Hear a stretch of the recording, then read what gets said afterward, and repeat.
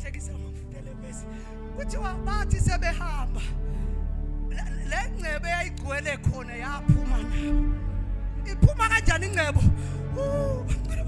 Iphuma kanjani ingcebo nezigqila? Akithi phela bebesebenza laba bantu. Kusho ukuthi ngamanye masibase bekhokhelwa sebehamba. Ngoba ukwazi ukuhlala uqinazekile uNkulunkulu angayiphenduli impendulo yomthandazo wakho ebethembisile. Uyathola umunye ubaba meyichaza athi ngisho ingane yayikhiphe yayinako inikeze enye ingane, umama akhipha nako anikeze omunye umama. Kanti sekhona ethu ingcebo sebezokhoduka labantu, sebezophuma labantu ngoba usuku lesethembiso selifikile. uJesu ukhuluma neselele uthi namhlanje ngizoba nawe eparadise lika. Angibuye noma ngikhulume ngale ndawo ukuthi yini paradise. Ngoba mhlawumbe kungenzeka ukuthi sikhuluma ngeparadise nje asilazi, yabona. Kungenzeka siyashumayela nje asilazi iparadise ukuthi yini paradise. Kana kuyenzeka sishumayela mfundisi wami. Bangcwele kwamnanga mongcwele. Kuyenzeka sishumayele kanti sishumayela sazi la siyakhona. Kuyenzeka umuntu ashumayele athuluka bemathi njenganamuza umdabukele kanti akazi la iyakhona ukuthi ikuphi la iyakhona. Uthe uJesu uma ngabe ethembisa wathi ukhuluma nje nabafundi bakhe, lalela bafethu ngiyahamba. Kodwa ngiyafisa ukuthi ngishiye nomduduzo omncane, yabona. Bayitshela ukuthi kwesikhathi wazi ucabanga siyajoka, sikhuluma into eserious, yabona. Noma sekutshela ukuthi uJesu uthi angitshela ukuthi kulonyaka ozayo mhlawumbe ngesikhathi esukuthi uzokunikeza lento oyifunayo bese wena ungayikholwa kanti wena usubuka inyama kanti angisekho enyameni sengikumoya. uJesu ke mayithembisa abantwana bakhe ubathembisa ukuthi kunendawo ezulwini eyiparadise la khona wonke ukuhlupheka nensizi nobunzima sekungasekho, lapho ukukhala yonke into ebuhlungu seyiphelile. Bangcwele yilani leniyobe nikhona ngoba lani yakhona ningakhala emhlabeni kodwa lani yakhona niyojabula injabulo engunaphakade. Hey bazalwane bami, kungenzeka ukuthi mhlawumbe ngiyashumayela nje awulazi iparadise. Kungenzeka mhlawumbe ngikhuluma ngeparadise nje ekuthiwa iselele sithi awulisili liyobe liphakathi nalo, uyitshela ukuthi wena mhlawumbe wayikhuluma ngesikoko nje elinye igama lesikoko kanti cha, ukhuluma ngendawo emnandi lapho kuyohlala khona bonke abangcwele nabahlale kahle enkosini bamdumisa uNkulunkulu ngeqiniso, bangathi umpeza bakhuluma intando kaNkulunkulu. Ngiyafisa manje ukuva basekhona abafowethu bazokhuluma le message esiyikhuluma namhlanje. Kodwa uthi uNkulunkulu isethembiso engasithembisa kuwe ungasideleli, ngoba lesi sikhathi engathembisa ngaso bangcwele bamlithi uke wathembisa omunye umama oyinyumba wathi mangena abaprofeti bathi ngalesi sikhathi ngonyaka ozayo ikhona lento yobuyiphethe noma ngabukeka iminyaka isihambile kuwe, kubukeka iminyaka isihambile nomkhwenyana wakho nindawo, kodwa ngalesi sikhathi ngonyaka ozayo ikhona lento ozobuyiphethe lo yitshela ukuthi wena ngeke usafinyelela kuyo, kodwa ngalesi sikhathi ngonyaka ozayo uyobuphethe lento oyidingayo. Wathembisa lithi iBhayibheli wahleka isulu lo mama. Bangcwele bami, washaya unyaka ozayo wazwakala kunento engathi yanyakaza esiswini. Wathi lo mama ngabe kwenzakalani manje, ngoba ngiyitshela ukuthi sengimdala mina isekho into engenzeka. Zakhuphuka inyanga, lithi iBhayibheli zama ikhuphuka inyanga namakhikhi kwangathi ayanyuka manje sekukhahlela izandla neinyawo. Wathi lo mama kwenzakalani, waphuthuma emtholampilo. Uthi mayafika emtholampilo wafika wathi kunento engizwa la angazi kwenzakalani. Bathi lala lala relaxa gogo usumdala, usiyazi ukuthi noshukela kungenzeka ukuthi mhlawumbe ushukela ukhuphukile. Bathi mabemhlola bathi hayi ngabe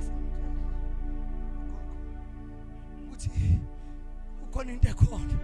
Bathi gogo ake sibuze usaya esikhathini sakho gogo wathi gogo umuntu ongangamusaya inesikhathini wathi wayibo nansi inyaka yenzeka uyabona mhlawumbe ngenzeka ukuthi ephephandabeni nako Facebook nako WhatsApp yatrenda le ndaba besikhathi ngoba kwakwenzeke into engakaze yenzeka ngoba yayikhulunywa ngesethembiso ukuthi siyakwethembisa ukuthi hayi bakudona ngonyaka ozayikona into ozobuyiphethe waphuma lo mama egoduka wathi hey mkhulu ngithi phela masese bebadala babizana hey mkhulu ikhona into ekhona la wathi ubukhulu awulethe ipheshana sibone ukuthi yini lokhuluma abathi ushukelunga wathi umkhulu bethu uyabuka wathi inkosi yami ngakhumbula isethembiso esikhulunyiwe ngonyaka odlule ukuthi kunesethembiso esatshelwa sona mina nawe mkami ukuthi ngonyaka ozayo ngalesi sikhathi ikona into esobe siyiphethe wabamba isethembiso wasibamba isethembiso wathi hayi ngiyabonga nasi isethembiso senzeka asukumeni sibenike izinyawo zethu nasi isethembiso senzeka nasi isethembiso senzeka abantu bebheki ufuna ukuzofetha isethembiso namhlanje akafuni ukuzokwenza into eyiningi kodwa kukhona isethembiso kukhona isethembiso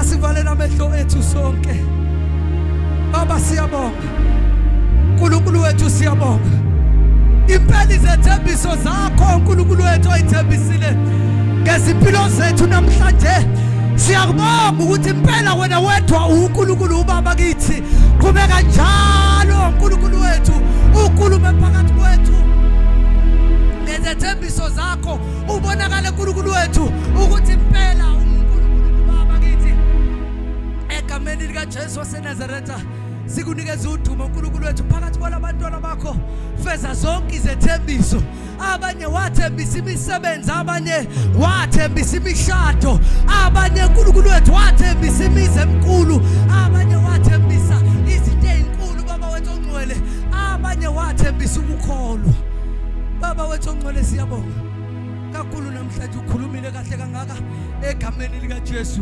sikunikeza udumo sikunikeza amandla sikunikeza ubukhosi in Jesus mighty name. Asishaya izandla kakhulu. Thank you Jesus. uNkulunkulu wesethembiso uma esethembisile akathembisi into yangonyaka ozayo kodwa uthembisa into yamanje. Uma esesiphambanweni uma ethi baba baxolela kasho ukuthi baxolele ngonyaka ozayo kodwa babexolelwa same time esesiphambanweni noma yena wayebuza ubuhlungu wayezizwe izipikile wayelibona igazi liphuma kuye kodwa wayengasho ukuthi baba baxolele ngonyaka ozayo so immediately asesiphambanweni kodwa uthi baba baxolela bakwazi abakwenza. Second verse umfundisi umdlalose uma ekhuluma abazalwane bami uthi uNkulunkulu wathi namhlanje ngizoba nawe eparadise noma iselelezi sasilenga naye into eyenza ukuthi lezelelezi zombili noma zihleli noJesu angasho ukuthi uzoba nazo zombili because of acknowledging bazalwane bami esisodwa samdelela then esisodwa sa recognize ukuthi lo esilenga naye akanalo icala elifana nelethu ngoba lithi iBhayibheli ngisho uPilato wathi umemsheshisa wamshushisa several times athandeka kwami watholakala engenacala wayisa kuPilato waphinde wabuyisa still uPilato wayisa kuHerod waphinde wabuyisa wathi uPilato still ngimthole engenacala kodwa kwazwakala isixuku bazalwane bami mntakasanele kwazwakala isixuku sathi crucified him wabathe wathi hayi akanacala kwezwakala isixuku sithi crucified him in other ways noma uJesu wayengenacala but he was crucified ngoba kwakumele ukuthi kusindiswe kuzalwe mina nawe in other ways bathandeka bami akuzona zonke izimo ozodlula kuzona because you deserve it akubona bonke abantu abazokuhleba ngoba you deserve it akubona bonke abazokuphatha kabi ngoba you deserve it kodwa nje ukuze kufezakala icebo likaNkulunkulu they said